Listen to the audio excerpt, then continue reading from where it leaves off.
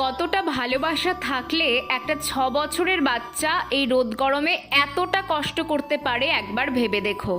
বাইরে এখন 41 degree temperature, তাই গাছগুলোকে একটু ছায়াযুক্ত জায়গায় দিয়ে দিয়েছি, কিন্তু তারপরেও আমার এই গাছগুলোর অবস্থা একেবারে খারাপ।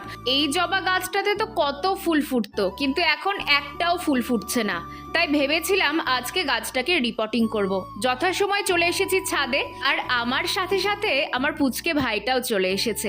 এসেই আমাকে সাহায্য করতে লেগে গেছে। আমি বলছি আমি পারবো, আমি করি, দাঁড়া। ও বলছে না, তোমার কষ্ট হবে, আমি করি। তবে ঋষির যে গাছের প্রতি এতটা ভালোবাসা জন্মে গেছে এই বয়সেই, আমি ওকে দেখে অবাক। অনেক কষ্ট করার পর গাছটাকে বের করতে পেরেছি। তারপরে গাছটাকে আমি কিছুক্ষণের জন্য রোদ্রে দিয়ে দিলাম, আর ঋষি এদিকে রোদের মধ্যে টপটা টানতে টানতে একদম ছাদের কার্নিশে চলে এলো। এরপর কি করলাম নেক্সট পার্ট নিয়ে আসছি।